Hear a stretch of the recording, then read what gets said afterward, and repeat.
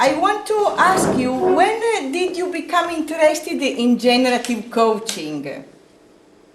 Well, that's a big question. I mean, I've been doing the work I've been doing for 35 years, and things have evolved from originally, I was studying psychotherapy, and the psychotherapy that I was developing was based on the work of Milton Erickson, as you know. Milton Erickson, I think, was one of the main people who began to shift therapy from talking about fixing people's problems or focusing primarily on the past to focusing on people's resources and attuning primarily to people's future, present and future. And so coaching sort of evolved out of that particular tradition. So, over the past 35 years, it's something that I've been evolving into. The notion of generative is, again, something that has evolved in the work. I think the key definition of the word generative is to be able to create something that has never been experienced before, to go beyond what's happened in the past and what's happening in the present, to be able to really create something new.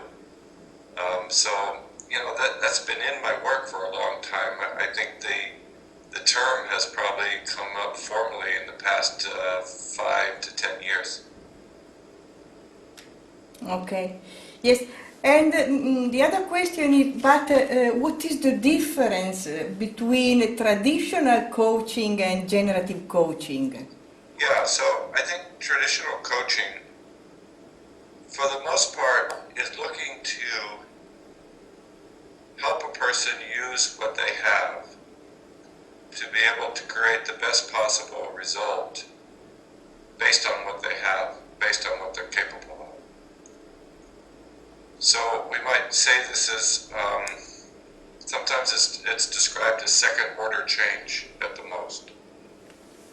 But it's still sort of accepting the person's box of identity, if you will, and working within that.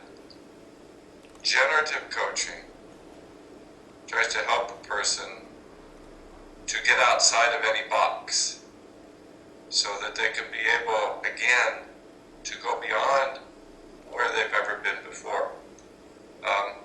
An example of that we might see in the present world economic crisis.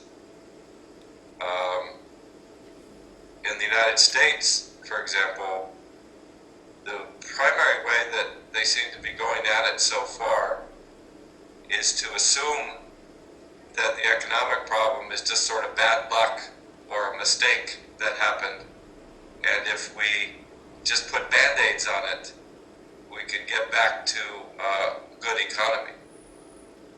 But a generative approach would say maybe we have to consider that the system itself is no longer working well. We have to create a new system.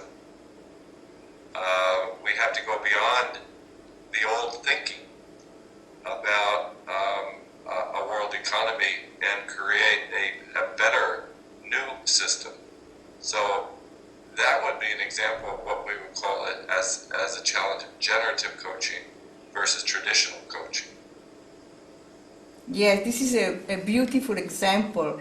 The same is happening here in Italy, and I remember when I make this experience with you, that you remember every way that it's important to go around the problems. And, that's right.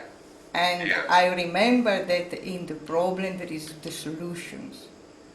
Yes, that's right. Yeah. Yes. So practically, the way that we look at that in generative coaching, and what I'll be doing in the course, is to, first of all, focus not so much on the content of the challenge. So a person has to create a new business or has to reorganize their business, or maybe they have some problems with personnel. What we're primarily focusing on is a person's state that they're in when they go to solve a problem. We're saying that a person is only as good as the state of consciousness that they're in.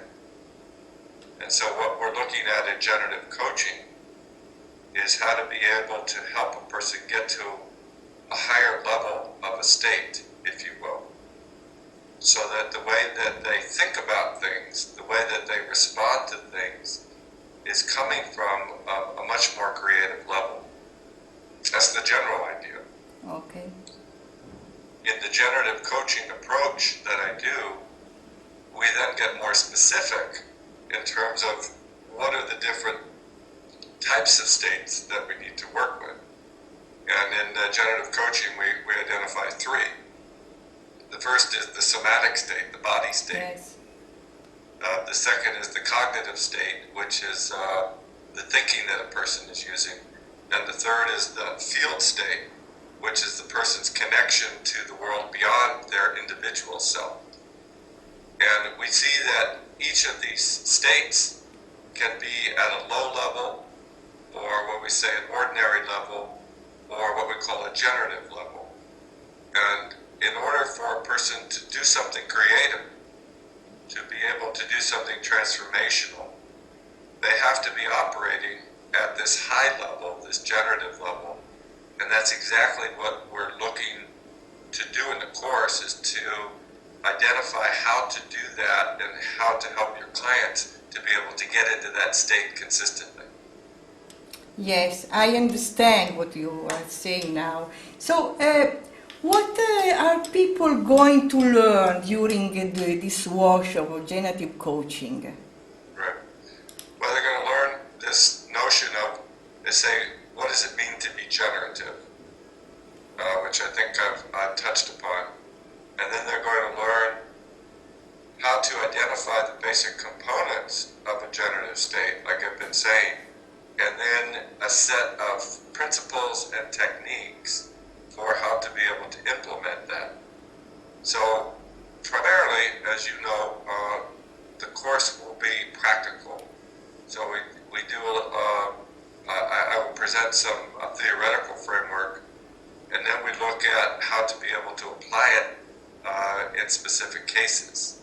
So I'll be doing demonstrations of coaching, applying a certain particular technique that will be along those lines of how to get into the generative somatic, how to get into the generative cognitive, how to get into the generative field, and then how to be able to help a person to do that, so whatever challenge they're facing, they can be able to meet that challenge in a positive and highly creative way.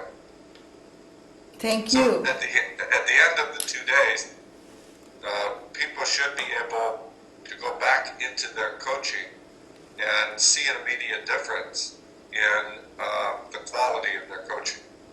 Oh, thank you. Thank you very much for your time. We appreciate and we hope to see you soon in Turin.